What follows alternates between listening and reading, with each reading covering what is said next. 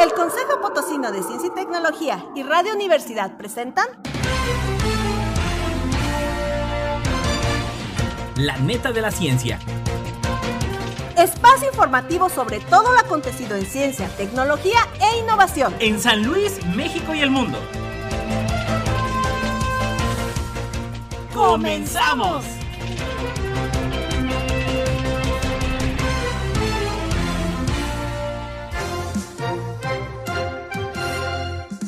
¿Qué tal? ¿Cómo le va? Bienvenidos a La Neta de la Ciencia, 22 de diciembre. Ya bueno, pues ya huele a Navidad.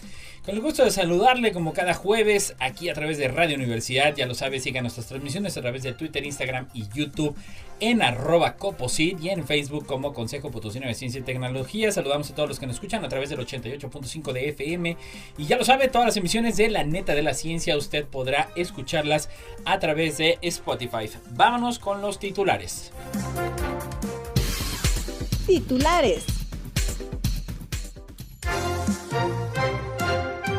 Nanociencias al alcance de alumnos de primaria. IPCIT pone en marcha el proyecto Nano para niñas y niños. Sinvestap patenta método para mejorar fresas y otros frutos rojos.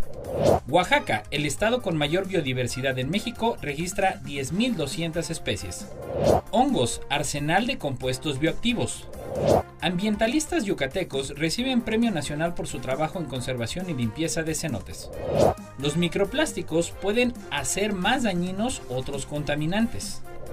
Un parásito influye en la conducta de los lobos y los convierte en líderes de la manada. Científicos y economistas alemanes unidos contra la extinción de especies. Expertos de Estados Unidos exigen medidas para salvar estrella de mar. ¿Qué es la enfermedad de los premios Nobel que puede afectar a las mentes más brillantes? ¿Qué tan cierto es que el vino tinto sea saludable? La OMS alerta de mayor riesgo de muerte prematura entre discapacitados. Ensayarán nueva molécula en personas Down para mejorar rendimiento cognitivo. El futuro telescopio Roman incorpora un instrumento óptico clave. Misteriosos filamentos en el cerebro podrían estar detrás de la percepción del tiempo, según nuevo estudio. En 2023 traerá más ataques a tecnologías satelitales y el empleo de drones para el hackeo, según Carl Perry. Físicos aseguran haber diseñado el urinal perfecto, sin ninguna salpicadura.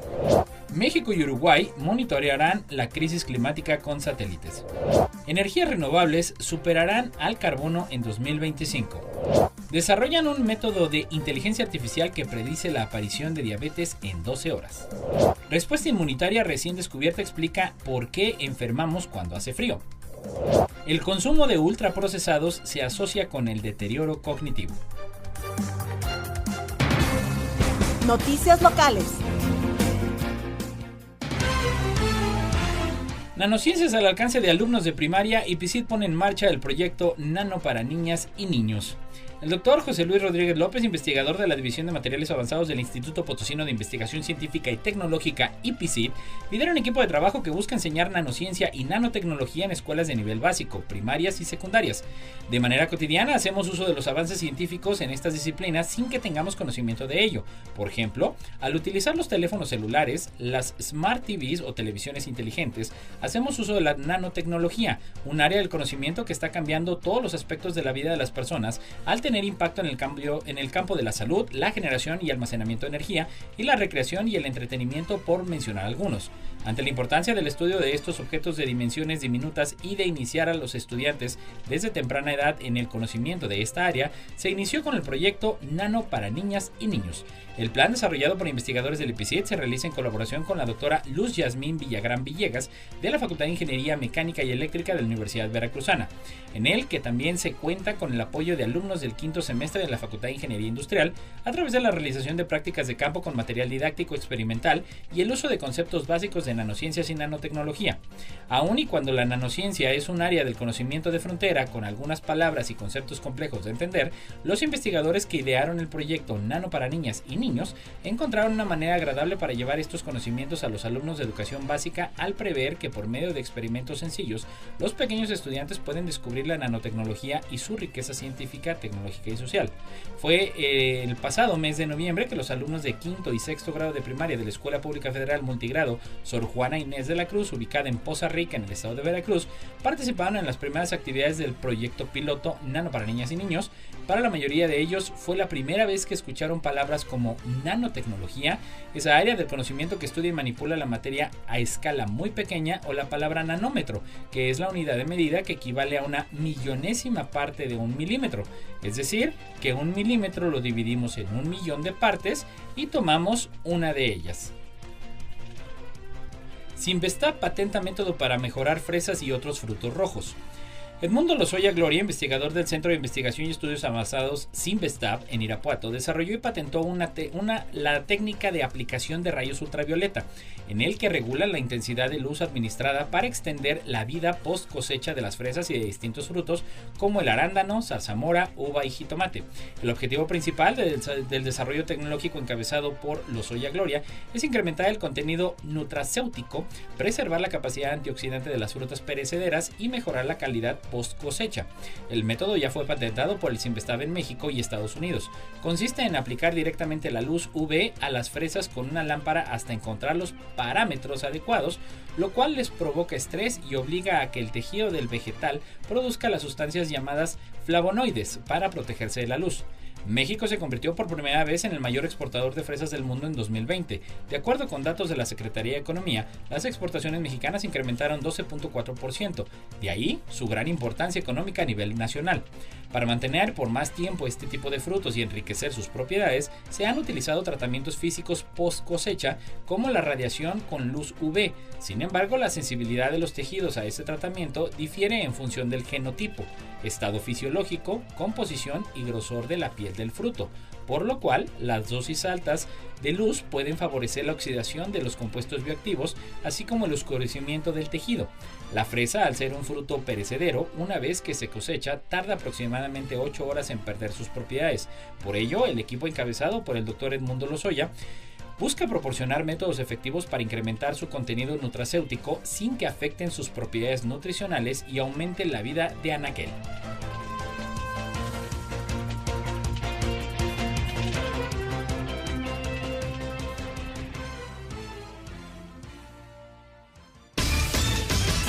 Noticias nacionales. Oaxaca, el estado con mayor biodiversidad en México, registran 10.200 especies. Oaxaca sigue siendo el estado con mayor diversidad biológica de México, al tener más de 10.000 especies animales y vegetales diferentes habitando en su territorio. Estos datos fueron expuestos por el gobierno de Oaxaca y la Comisión Nacional para el Conocimiento y Uso de la Biodiversidad, la CONABIO, junto con la Oficina de la Cooperación Alemana para el Desarrollo, al presentar el libro La Biodiversidad de Oaxaca, Estudio de Estado, que es el diagnóstico más completo y actualizado del patrimonio biológico de ese estado, realizado a lo largo de 4 años. El documento científico y de divulgación también explica cuáles son los factores que ejercen mayor presión sobre los ecosistemas oaxaqueños y cuáles son los usos que las comunidades dan a la flora y fauna local. La obra identificó la presencia actual de más de 10.200 especies vivas presentes en ese estado multiétnico, incluyendo 1.867 especies de hongos, 985 especies de algas, 1.351 invertebrados marinos, 3.267 invertebrados terrestres y 2.194 especies de animales vertebrados terrestres y marinos. Oaxaca tiene una extensión de 93.757 kilómetros cuadrados, lo que lo hace poco más grande que Portugal. Pero las características del suelo en Oaxaca son tan contrastantes que un viaje de pocos kilómetros permite transitar desde el bosque de pinos, musgos y hongos hasta tierras áridas de cactus y agaves. Sus climas y ecosistemas son tan diversos que permitieron la organización de muchos grupos culturales, reflejados en sus 570 municipios, es decir, que casi 1 de cada 5 municipios de México está en el estado de Oaxaca, pues todo el país cuenta con 2.446 municipios. Además, la biodiversidad tan amplia también se ha reflejado en su vasta diversidad cultural, pues a nivel estrictamente lingüístico, el estado de Oaxaca es comparable a toda Europa, pues en ambos casos hay 5 familias lingüísticas mayores, de las cuales se desprenden 16 lenguas robustas y 2 variantes. El libro La biodiversidad de Oaxaca se compone de 3 volúmenes que reúnen 72 capítulos y 46 apéndices con información actualizada sobre la biodiversidad en la entidad. Se detallan también aspectos físicos, socioeconómicos y normativos con estrecha relación con la riqueza natural oaxaqueña, su aprovechamiento y conservación. En el territorio de Oaxaca se entrelazan manglares, lagunas y arrecifes coralinos, hasta selvas húmedas y secas, matorrales xerófilos, pastizales y bosque mesófilo de montaña. Hongos, arsenal de compuestos bioactivos. Una gran cantidad de compuestos químicos con propiedades farmacológicas que actualmente conocemos derivaron de remedios antiguos de origen natural, conocidos a partir de los testimonios de las personas que lo utilizaban al observar los beneficios directos sobre su salud. De ahí que sugiera el interés en los productos naturales, los cuales han sido la fuente primaria para la obtención y descubrimiento de infinidad de ingredientes activos presentes en los medicamentos que conocemos. Los ejemplos típicos de estos, entre muchos otros, son la aspirina, fármaco antipirético y analgésico, descubierto en cortezas de árboles del sauce blanco, y el Taxol, utilizado en el tratamiento del cáncer, descubierto en cortezas de árboles de tejo de Pacífico. Históricamente, la búsqueda o bioprospección de productos naturales ha sido una alternativa que permite conocer los beneficios nutracéuticos y medicinales de diversos organismos como lo son las plantas, bacterias, hongos y animales. Los hongos han jugado un valioso papel en la química de productos naturales, principalmente por su impresionante arsenal de compuestos químicos obtenidos de su metabolismo, y han sido una fuente de antibióticos, y también de ellos se ha obtenido medicamentos para reducir el colesterol y fármacos para tratar a pacientes después de algún trasplante de órgano, compuestos químicos que fueron descubiertos en hongos microscópicos, y no es de extrañar que hasta el año 2016 un 22% de las nuevas estructuras químicas aprobadas por la Administración de Alimentos y Medicamentos de Estados Unidos sean de origen fúngico. En las últimas 2 décadas se incrementó el interés por el estudio de hongos que habitan ambientes terrestres, marinos y endófilos, como una fuente potencial de compuestos bioactivos y derivado de nuestras investigaciones sobre el estudio de la biodiversidad y ecología de macrohongos en diferentes ecosistemas de Veracruz. Enfocamos estudios hacia la búsqueda de bioproductos en especies de hongos silvestres que posean compuestos que, de manera alterna, pueden ser utilizados en beneficio de la sociedad. Los macrohongos en su composición química cuentan con compuestos bioactivos que se consideran el sustento científico detrás de los efectos medicinales de los productos naturales. Los compuestos se han aislado e identificado a partir del cuerpo fructíferos, micelios y esporas. Podemos mencionar, por ejemplo, a los poliacáridos, que son macromoléculas de azúcares, y en particular destacan las beta-glucanos, conocidos por fortalecer el sistema inmunológico, y los terpenoides, que se han asociado con actividades antioxidantes, antimicrobianas, antiproliferativas, antimurales, antipalúdicas y anticolinoesteréricas. También encontramos compuestos fenólicos, un interesante grupo de compuestos coloridos que son importantes antioxidantes que previenen los efectos negativos de los radicales libres en nuestras células. Ambientalistas yucatecos reciben Premio Nacional por su trabajo en conservación y limpieza de cenotes. Este año el Gobierno de México entregó el Premio Nacional de Acción Voluntaria y Solidaria 2022 en la categoría grupal al grupo JAC Canules por su trabajo en la conservación y limpieza de cenotes de Yucatán. Este grupo nació en el año 2013 a partir de las acciones de voluntarios, principalmente de Mérida, con el objetivo de cuidar los recursos naturales, principalmente del agua. En este sentido, actualmente están conformados por 98 personas, desde niños y niñas hasta adultos mayores, los cuales han conformado una red que tiene presencia en los 13 municipios que conforman la Reserva Estatal Geohidrológica del Anillo de Cenotes, área natural protegida y es la principal zona de recarga de agua del estado de Yucatán. Este reconocimiento nos llena de corazón, es significado de que nuestra labor deja trascendencia y los jacunales están marcando la diferencia, indicó la organización en su cuenta oficial de Facebook. Si la misma gente se involucra y es parte del proceso, empiezan a generar datos que se vuelven también relevantes y que además les ayuda a sensibilizar en el tema, indicó en sus redes sociales la activista Yamili Salazar Q, integrante de la red. El grupo Ja Canules se dedica al monitoreo de 12 cenotes en la Reserva Estatal Geohidrológica del Anillo de Cenotes y ha capacitado a más de 80 personas como monitores comunitarios de la calidad del agua. Entre sus acciones también destacan las campañas de recolección de residuos sólidos urbanos a nivel comunitario, donde ha logrado recolectar más de media tonelada de residuos por campaña. El Premio Nacional de Acción Voluntaria y Solidaria reconoce las acciones voluntarias con el propósito de apoyar, motivar e impulsar la labor de los actores solidarios que realizan en beneficio de las comunidades más apartadas.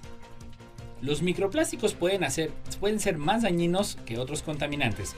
Los microplásticos, pequeñas piezas de plástico de menos de 5 milímetros de largo, se están convirtiendo en un contaminante omnipresente. Además, pueden hacer más dañinos a otros contaminantes. Los estudios sugieren que por sí solos estos pequeños fragmentos son potencialmente dañinos y no está claro qué efecto podrían tener sobre los contaminantes que se adhieren a ellos. Ahora, un estudio en Environmental Science and Technology Letters muestra que cuando se adhieren a los microplásticos, los filtros UV utilizados en productos como los protectores solares pueden hacer que el cromo metálico sea más tóxico, debido a que los microplásticos pueden acumular otros contaminantes ambientales en sus superficies, como metales pesados o moléculas orgánicas. Podrían representar un problema aún mayor para la vida silvestre, las plantas o los humanos de lo que se pensaba originalmente. Investigaciones anteriores han demostrado que los metales pesados pueden adherirse fácilmente a los microplásticos y que esta combinación podría dañar potencialmente la vida acuática. Pero más allá de simple adherirse a otros contaminantes, los microplásticos y el cóctel de sustancias que contienen podrían interactuar entre sí, alterando sus propiedades químicas. Por ejemplo, ciertos metales como el cromo pueden adoptar diferentes estados de oxidación mientras se encuentran en la superficie de los microplásticos, y aunque el CR3 es relativamente seguro, el CR4 es tóxico. Entonces, Kelvin Saint-Yin Leung de la Universidad Baptista de Hong Kong y su equipo querían investigar por primera vez cómo podía cambiar el estado de oxidación del cromo cuando se une a microplásticos y cómo esto podría verse afectado por un contaminante orgánico común como las moléculas de filtro UV. Los investigadores crearon mezclas de partículas de microplásticas de cromo y poliestireno con y sin filtros UV de tipo benzofenona. El equipo descubrió que los microplásticos podrían agregar aún más cromo en presencia de un filtro UV. Además, el estado de oxidación del cromo fue mayor que las mezclas que contenían los filtros. Finalmente, el equipo probó si este aumento de estado de oxidación se tradujo en toxicidad ambiental para una población de microalgas. El crecimiento de las microalgas se inhibió cuando se expuso a la mezcla que contenía la molécula de filtro, lo que sugiere que el cromo estaba ahora en su forma más tóxica. Según los investigadores, esto significa que los microplásticos pueden ayudar a transformar los contaminantes en una forma más dañina, una interacción no probada previamente. Noticias internacionales. Un parásito influye en la conducta de los lobos y los convierte en líderes de la manada. Unos investigadores han identificado que el agresivo e inusual comportamiento de los lobos líderes de la manada se debe a un parásito controlador, según se detalla en una reciente publicación en la revista Communications Biology. Según los análisis realizados a más de 200 lobos grises del Parque Nacional de Yellowstone en Estados Unidos, algunos de estos animales salvajes portan un parásito unicelular llamado Toxoplasma gondii, que está alterando su conducta. Los científicos determinaron que los lobos infectados con T. gondii eran más propensos a abandonar su manada y tenían el doble de probabilidades de imponerse como el líder de una nueva manada, luego de enfrentamientos violentos con otros machos. Tras estudiar la sangre de estos lobos, identificamos un aumento sustancial de las probabilidades de dispersión y de convertirse en líder de la manada, ambos comportamientos de riesgo, escribieron los autores. Estos dos comportamientos vitales representan una de las decisiones más importantes que puede tomar un lobo a lo largo de su vida y pueden tener un impacto dramático en la actitud del lobo gris, su distribución y su número de ejemplares, agregaron. El parásito T. gondii es el responsable de causar la enfermedad conocida como toxoplasmosis. Si bien normalmente se encuentra en felinos, este también puede usar a los humanos como huéspedes.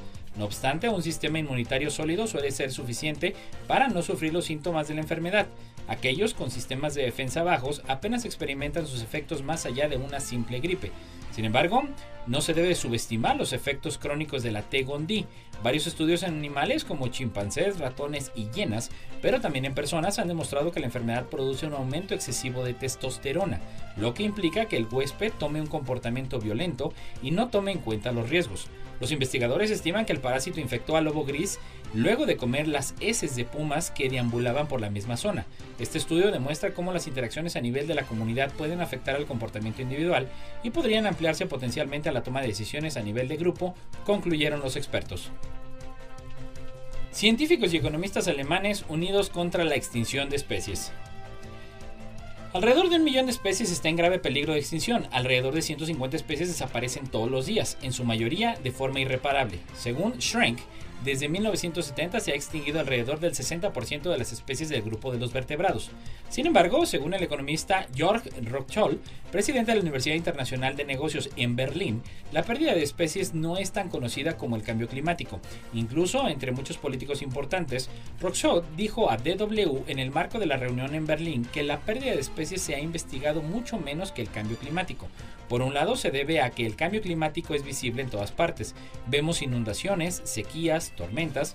Además, es mucho más difícil evaluar la pérdida de especies que el cambio climático. Está el aumento de la temperatura y de las emisiones de gases de efecto invernadero, mientras que la biodiversidad es mucho más difícil de medir.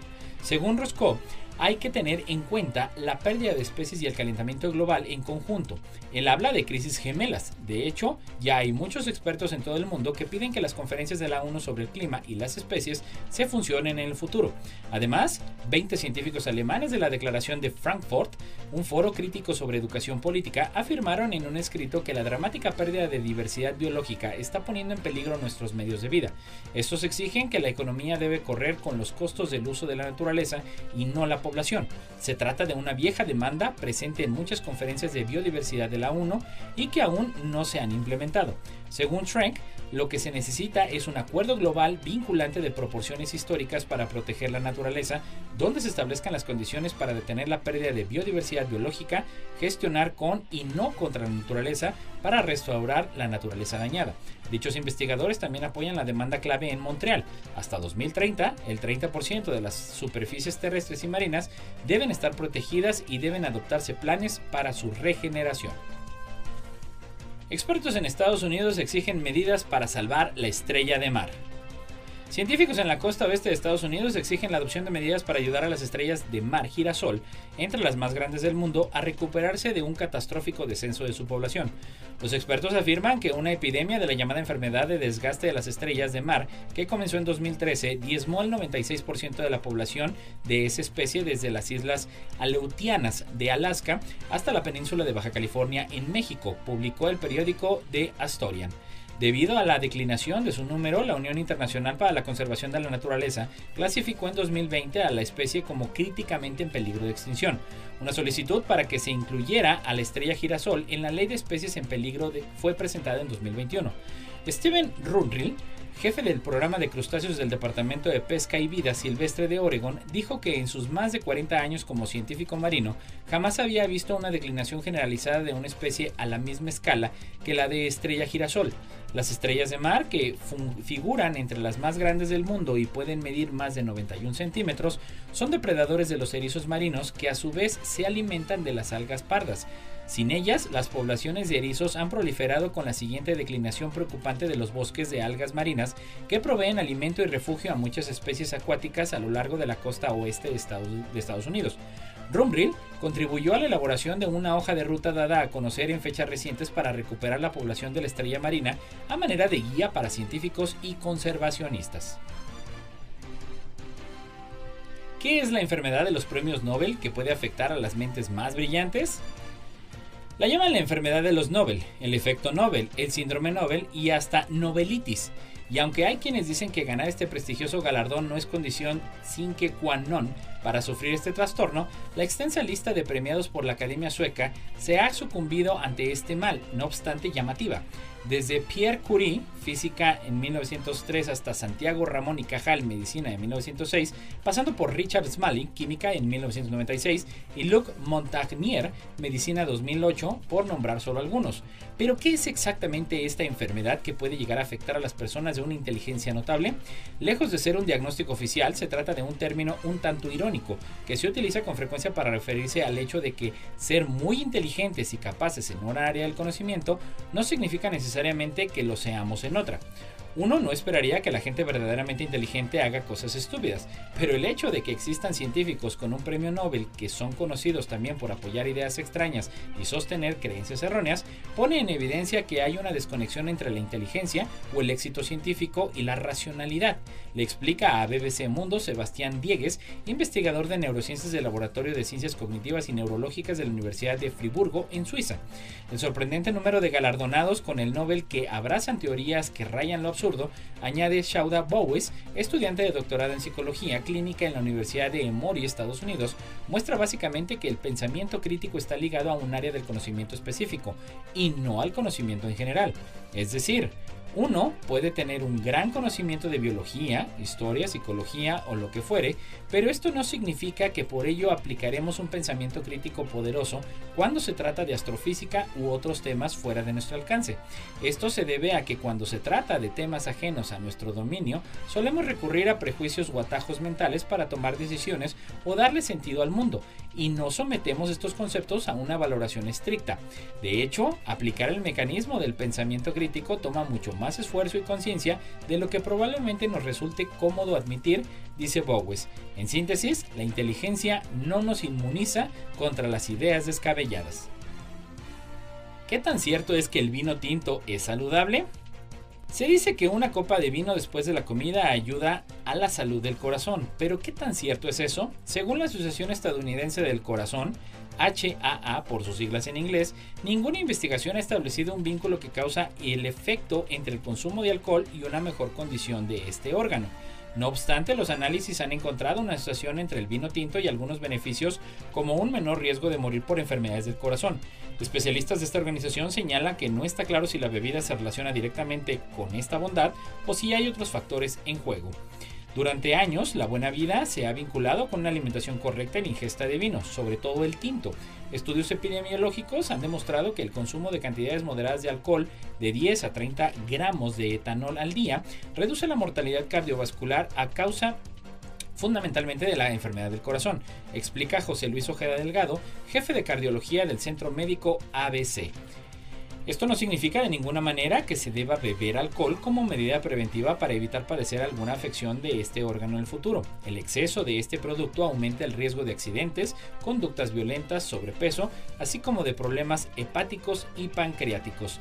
Después de cierta edad, por ejemplo de los 50 años en adelante, se le puede recomendar a un paciente de manera individual y valorando tanto los peligros como los beneficios posibles, ingerir determinadas cantidades de vino tinto para poder prevenir la enfermedad cardiovascular. En jóvenes o personas que no presentan este riesgo, no es benéfico y puede resultar perjudicial, advierte el experto. La Fundación Española del Corazón indica que los antioxidantes contenidos en el vino tinto pueden ayudar a prevenir las afecciones de este órgano debido a que aumentan los niveles de colesterol bueno y producen un efecto protector en las arterias, que son los conductos encargados de transportar la sangre. El beneficio ejercido por el consumo moderado de alcohol sobre el sistema cardiovascular parece estar ligado fundamentalmente al efecto de ciertas grasas que circulan en la sangre y se llaman lipoproteínas plasmáticas, lo que eleva el colesterol bueno y en menor medida reduce el malo, también conocido como LDL. No importa en qué parte del mundo estés, recuerda sintonizarnos en la web radioytelevisión.uaslp.mx. Noticias internacionales. La OMS alerta de mayor riesgo de muerte prematura entre discapacitados. Las personas con discapacidad tienen un mayor riesgo de morir prematuramente hasta 20 años antes de la media, por la mala calidad de los servicios sanitarios, según un informe publicado por la Organización Mundial de la Salud con ocasión del Día de la Discapacidad. El informe también destaca que las personas con discapacidad tienen el doble de posibilidades de desarrollar tuberculosis, diabetes, derrames cerebrales, enfermedades de transmisión sexual y afecciones cardiovasculares. Muchos de los factores que provocan la muerte temprana o las enfermedades de estas personas son evitables e injustos, ha asegurado el responsable técnico de la OMS para las funciones sensoriales, la discapacidad y la rehabilitación, Darryl Barrett.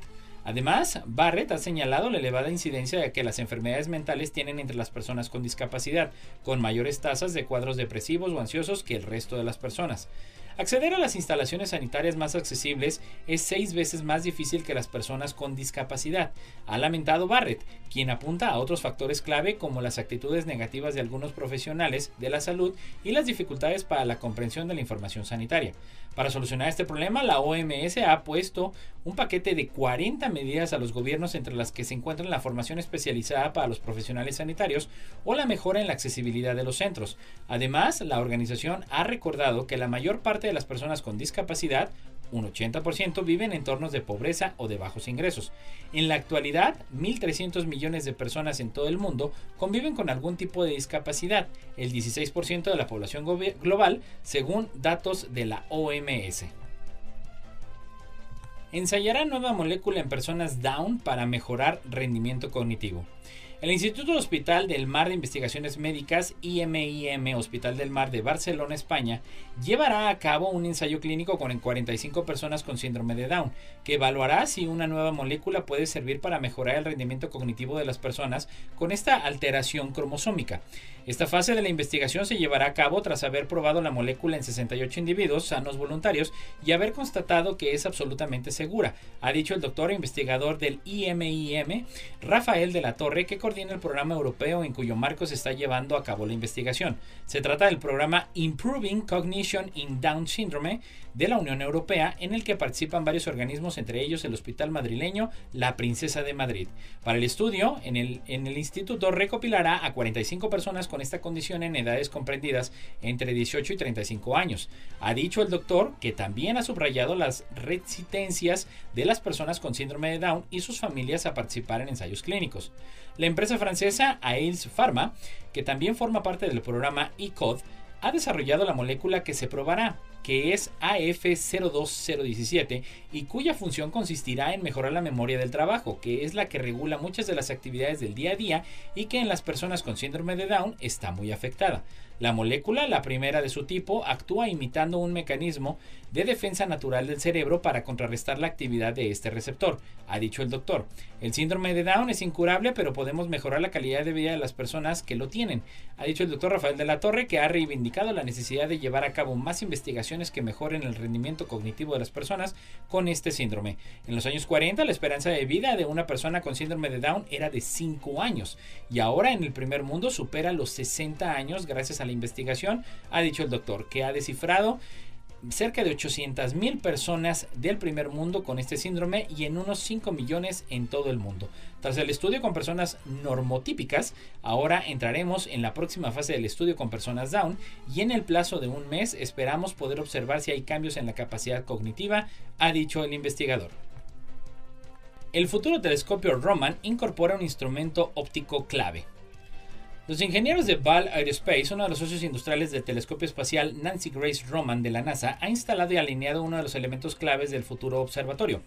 Se trata de una rueda de elementos que equipa el instrumento de campo amplio del telescopio. Contiene 8 filtros científicos, 2 elementos dispersivos, un grisma y un prisma, y un elemento en blanco utilizado para la calibración interna, que ayudarán a los científicos a resolver algunos de los misterios más profundos de la astrofísica cuando Roman se lance en mayo de 2027. Una vez que los espejos primario y secundario de Roman reflejan y enfocan la luz, pasará a través de la rueda de elementos. La luz enfocada y filtrada luego llegará a una gran matriz de detectores donde se crea una imagen. Dependiendo de lo que se busquen los investigadores, los filtros científicos permitirán a los astrónomos seleccionar longitudes de onda de luz específicas para sus observaciones, informa la NASA. El GRISMA y el PRISMA son herramientas para la espectroscopía, diseñadas para dispersar la luz de los objetos cósmicos en diferentes colores. Estas medidas, parecidas a un arco iris llamadas espectros, contienen firmas únicas sobre las fuentes que ofrecen pistas sobre su naturaleza. Por ejemplo, los astrónomos podrán medir cómo miles de galaxias enteras se mueven por el espacio, lo que les ayudará a ver tan rápido que se ha expandido el universo en diferentes momentos. Si lo hace, puede ayudar a precisar la naturaleza de la energía oscura, la misteriosa presión cósmica que está acelerando la expansión del universo. El GRISMA y el PRISMA fueron fabricados y probados por Optimax, Genbutik y el Centro de Vuelo Espacial Goddard de la NASA para garantizar que cumpla con los estrictos requisitos de Roman. El equipo simuló condiciones similares al espacio de un recipiente de crío vacío que redujo la temperatura a aproximadamente menos 126 grados Celsius. Dado que la mayoría de los materiales se expandan cuando se calientan y se comprimen cuando se enfrían, los ingenieros tuvieron que confirmar que la óptica funcionará según lo planeado a la temperatura del funcionamiento superfría de Roman. Tanto el GRISMA como el PRISMA pasaron la prueba y las imágenes de prueba mostraron una distorsión mínima. Los astrónomos utilizarán estos componentes para explorar algunos de los mayores misterios del universo. Misteriosos filamentos en el cerebro podrían estar detrás de la percepción del tiempo, según nuevo estudio. Investigadores de la Universidad de California en Irvine, Estados Unidos, han descubierto que la eliminación de los hilios de la región estriada del cerebro, unas células similares a antenas que se creían vestigios de nuestro pasado, afecta la percepción del tiempo y el juicio, indicador de los que estos parecen desempeñar un papel crucial con esta noción. Los hallazgos publicados en la revista Molecular Neurobiology sugieren que estos crecimientos similares a pelos podrían constituir nuevas dianas farmacológicas para tratar enfermedades mentales y neurológicas como la esquizofrenia, las enfermedades de Parkinson y Huntington, el trastorno del espectro autista y el síndrome de Tourette. Conocidas como cilios, el cuerpo estriado procesa e integra la nueva información sensorial del entorno y coordina la secuencia temporal de las respuestas motoras. Realiza los procesos del reloj del cuerpo esenciales para controlar las funciones ejecutivas de movimiento, como la coordinación de las extremidades, el aprendizaje, la planificación, la toma de decisiones y la memoria de trabajo, así como la atención, explican los científicos, entre ellos los de la Universidad de California en Irvine. Un rasgo común a determinados trastornos mentales y neurológicos es un profundo deterioro de la capacidad de los pacientes para adaptarse a las variaciones del entorno y calcular con precisión el momento y la finalización de las acciones voluntarias. En el nuevo estudio, los investigadores han descubierto por primera vez el importante papel que desempeñan los cilios en esta función dependiente del tiempo. Nuestros hallazgos pueden revolucionar nuestra comprensión de las funciones cerebrales y los trastornos mentales en el contexto de la tarea crítica que desempeñan estos orgánulos hasta ahora poco apreciados en la función de reloj central del cerebro, afirma en un comunicado Amal Al-Azhar, coautor del estudio de la UCI. Nuestros resultados pueden abrir nuevas vías de intervención eficaz mediante terapias dirigidas a los cilios para su tratamiento, añadió el investigador. En 2023 traerá más ataques a tecnologías satelitales y el empleo de drones para el hackeo, según Kaspersky. El panorama de las amenazas persistentes avanzadas para 2023 revela que habrá ataques a las tecnologías satelitales, se emplearán drones para el hackeo de proximidad y aumentarán los ataques destructivos. Los analistas de Kaspersky han presentado su visión sobre el futuro de las amenazas persistentes avanzadas, que estará influido por el cambio de la ciberseguridad, fruto de la agitación política de este año, que tendrá un efecto directo en el desarrollo de futuros ataques sofisticados. La previsión para 2023 se basa en la experiencia y las actividades del equipo global de investigación y análisis de Kaspersky, quienes señalan que cada 6 o 7 años tiene lugar una ciberpandemia y que parece que la siguiente puede llegar en 2023.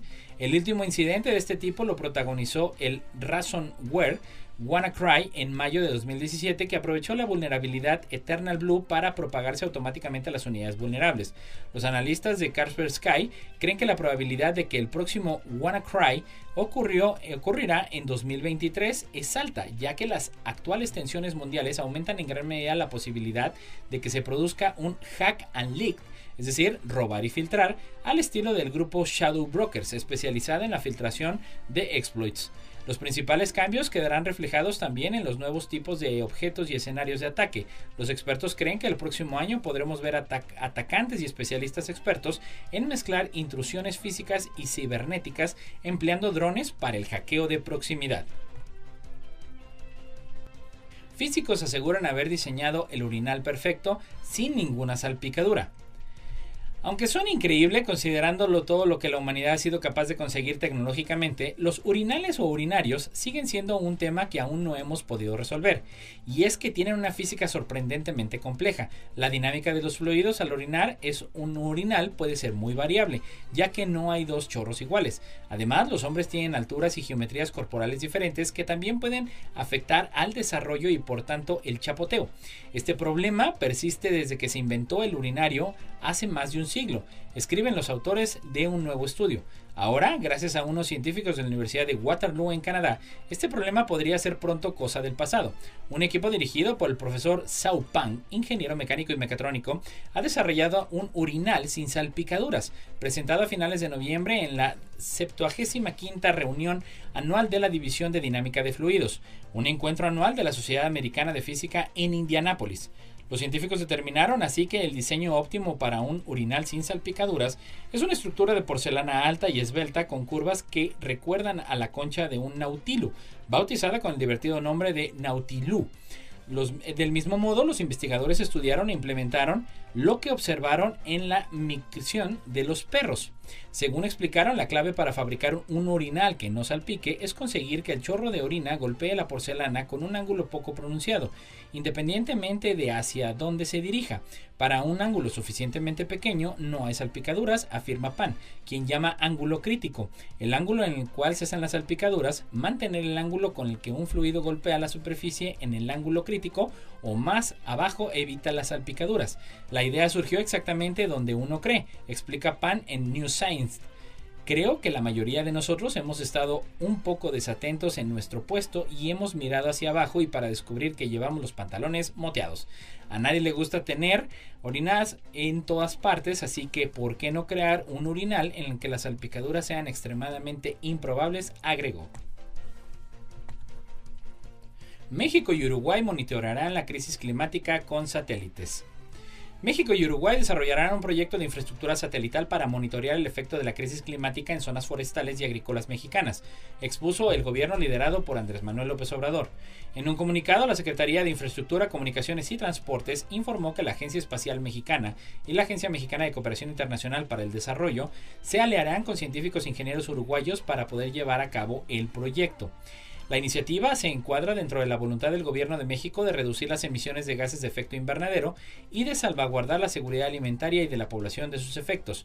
De las 52 variables para medir y mitigar el cambio climático, la mitad solo pueden obtenerse precisamente desde el espacio, justificó el director general de la Agencia Espacial Mexicana, Salvador Landeros Ayala. Este proyecto va en la línea del creciente interés del gobierno mexicano en potenciar su presencia en el ámbito espacial, como con la creación del pasado julio de la Agencia Latinoamericana y Caribeña del Espacio, de la que forman parte los países de la Comunidad de Estados Latinoamericanos y Caribeños, la CELAC. Según datos de la Universidad Nacional Autónoma de México, recogidos en el comunicado, el valor presente de los impactos de la crisis climática podría repercutir para México hacia la segunda mitad del siglo, en una pérdida promedio de 5% del Producto Interno Bruto anual y afectaciones agrícolas. Es por ello por lo que aseguran se instauraron los trabajos del Fondo Conjunto de Cooperación México-Uruguay en colaboración con la Agencia Espacial Mexicana, la UNAM y la Universidad de la República Uruguaya. Energías renovables superarían al carbono en 2025. La expansión de la generación de energía como fuente renovable se aceleró en 2022 y en 3 años podría superar al carbón como principal fuente de electricidad, afirma la Agencia Internacional de la Energía en un informe publicado el martes. La agencia, con sede en París, informó que la crisis energética mundial provocada por la invasión rusa a Ucrania ha desencadenado un aumento sin precedentes de las energías renovables, ya que los países recurren a la energía eólica y solar para apuntalar su seguridad energética. Más del 90% de la expansión procederá de fuentes renovables en los próximos próximos 5 años, según la AIE, que ha modificado su previsión para 2027 con un incremento del 30%. Las energías renovables ya se estaban expandiendo rápidamente, pero la crisis energética mundial las ha llevado a una nueva fase extraordinaria del crecimiento aún más rápido, debido a que los países tratan de aprovechar sus ventajas en materia de seguridad energética, declaró el director ejecutivo de la AIE, Fatih Birol. El mundo está preparado para añadir tanta energía renovable en los próximos 5 años como lo hizo en los 20 años anteriores. Este es un claro ejemplo de cómo la actual crisis energética puede ser un punto de inflexión histórico hacia un sistema energético más limpio y seguro, añadió Birol.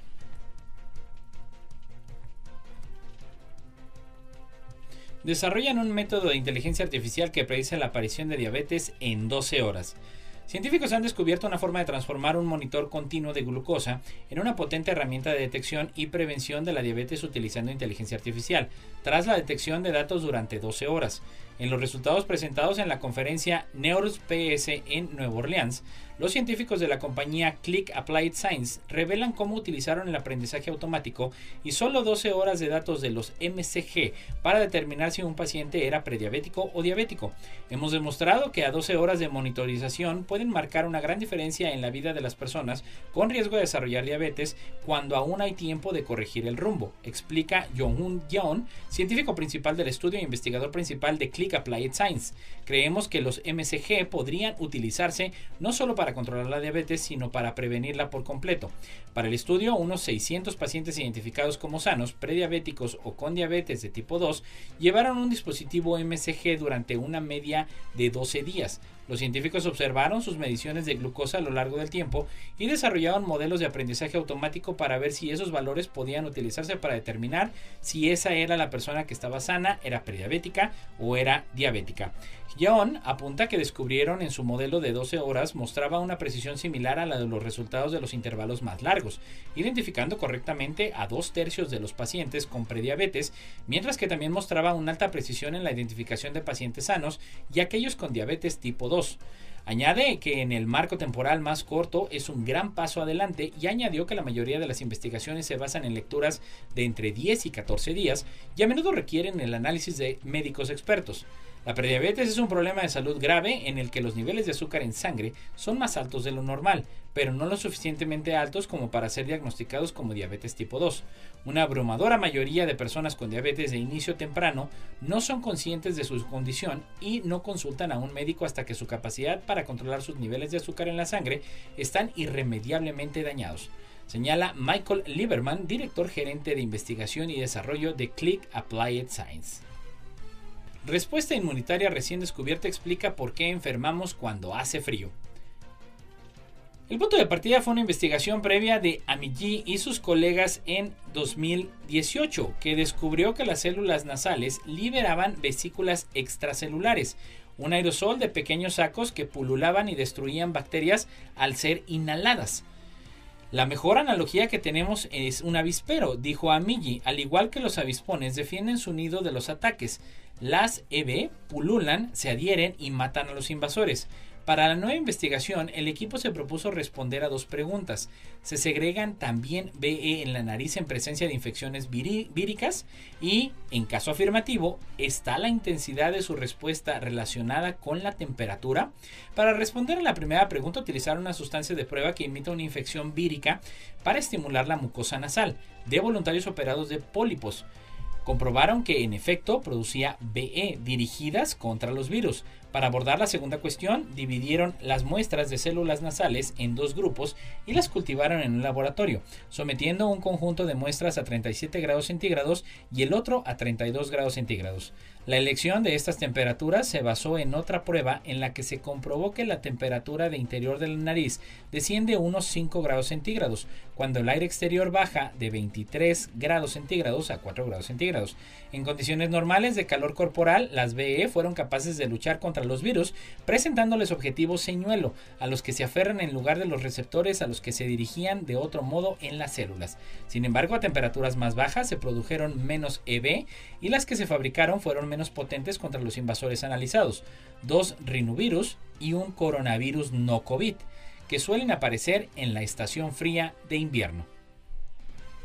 El consumo de ultraprocesados se asocia con el deterioro cognitivo. Los alimentos ultraprocesados se han relacionado con un mayor riesgo de enfermedades cardiovasculares o con la obesidad, pero su consumo también puede estar asociado al deterioro cognitivo. La investigación que publica la revista JAMA y está encabezada por científicos brasileños analizó a un grupo de 10.775 adultos y observó que un mayor porcentaje de consumo energético diario de alimentos ultraprocesados se asociaba a una tasa de deterioro cognitivo global un 28% superior que quienes consumían menos. Los participantes estaban entre los 35 y los 74 años, con una edad media de 51.6 años. El 54.6% eran mujeres y el grupo fue seguido durante una medida de 8 años.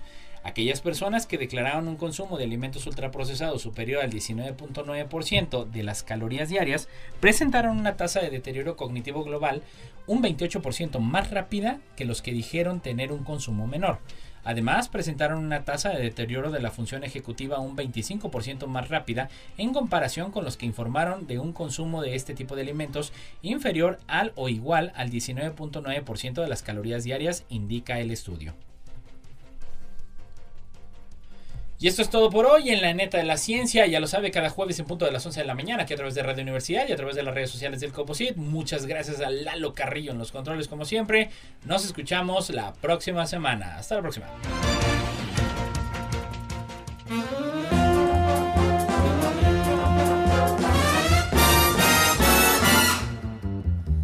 Frosty the Snowman was a jolly, happy soul, with a corncob pipe and a button nose and 2 eyes made out of coal. Frosty the Snowman is a fairy tale, they say. He was made of snow, but the children know how it came to life one day.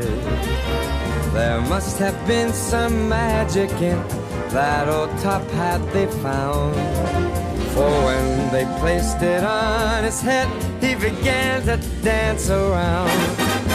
Oh, Frosty the Snowman was alive as he could be, and the children say he could laugh and play just the same as you and me.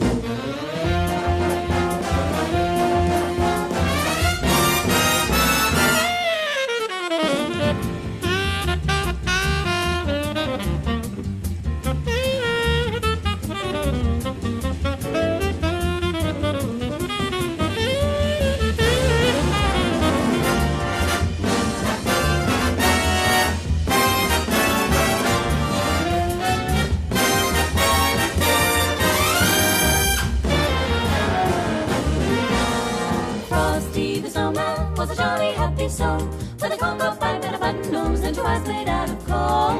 Frosty the Snowman, a fairy tale they say, was made of snow, but he came to life one day. There must have been some magic in that old top hat they found, Some magic in that. for when they placed it on his head, he began to dance around. Frosty the Snowman, the sun was hot that day, so he said, let's run and we'll have some fun now before I melt away. Frosty the Snowman had to hurry on his way, But he waved goodbye saying, don't you cry, I'll be back again someday.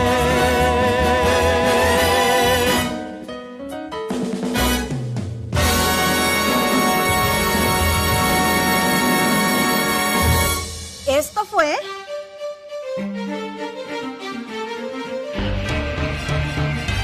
La Neta de la Ciencia. Noticiero de Ciencia, Tecnología e Innovación. Presentado por el Consejo Potosino de Ciencia y Tecnología y Radio Universidad.